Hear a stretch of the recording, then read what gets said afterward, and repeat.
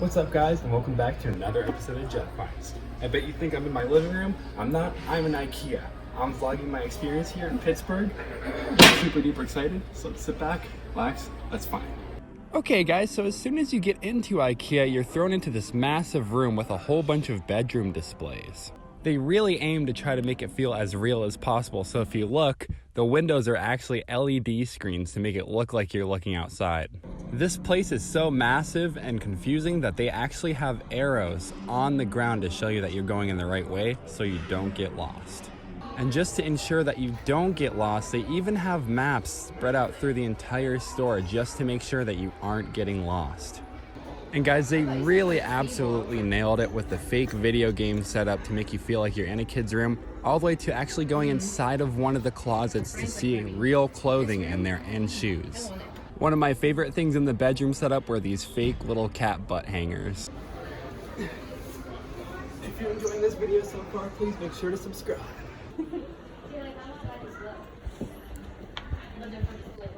Okay guys, so the next room that we wandered on into was the land of desks. And I mean guys, there were desks everywhere.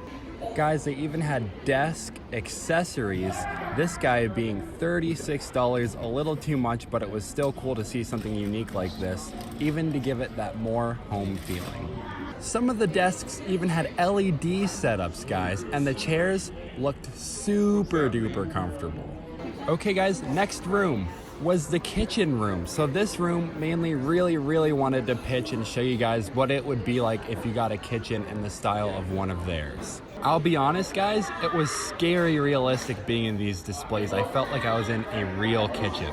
The attention to detail on some of these displays just blew my mind, guys. They had fake food, and if you could tell, it was Velcroed on so people wouldn't steal it, but still, that was the icing on the cake for me. One of my favorite things that they did to make it feel like home was having pots and pans out on the stove. And they're at it again, guys. They did the LED window to make it look like it was a real kitchen and you could see outside. Really homey feeling. They even had kid drawings on a chalkboard to just really give it that home feeling. And guys, I would have had absolutely no idea that these two things were dishwashers. What the heck are you doing, Ikea? Okay guys, so we already made it through the first half. Now we're gonna get through the second half. This place is a maze. I hope you're hungry, because the next section we're going to is the cafeteria. I think it's very smart and convenient to have a cafeteria in the middle of the store, so that way shoppers get to stay there, eat, and then get back to shopping.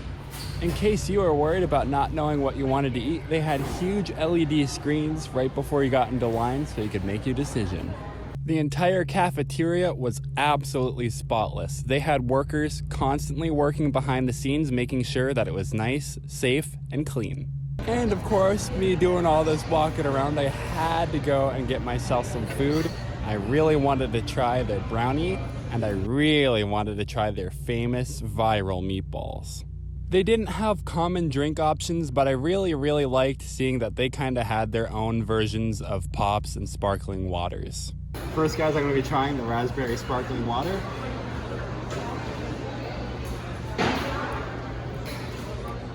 Not bad. Next up, we're gonna go to the cook shop.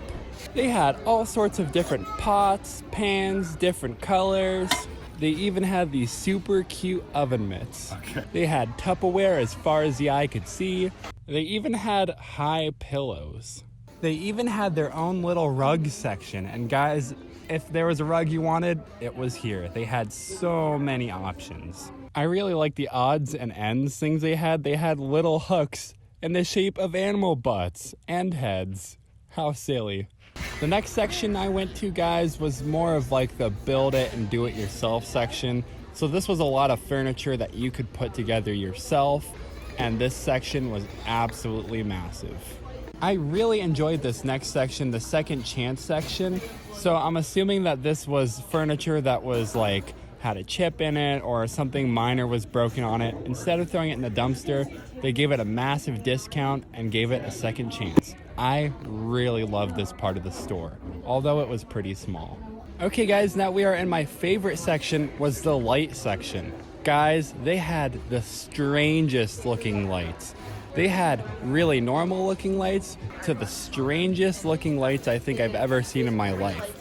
Guys, this room was absolutely beautiful, and to be honest with you, I wanted every single light.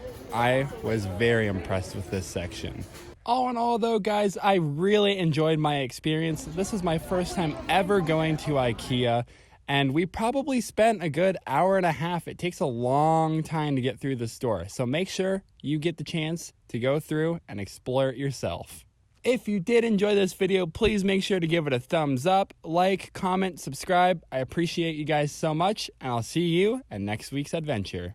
Okay guys, and at the end of the day, we made a detour and went to the Burgatory. Guys, this was custom burgers. The place was absolutely beautiful, and we had an amazing time. Okay guys, I got my burger here, the Jed fries right there, and here's what it looks like. I got a pretzel bun, some pickles, some burger, French fries. Good stuff. Goodbye, burger place. You were good to me.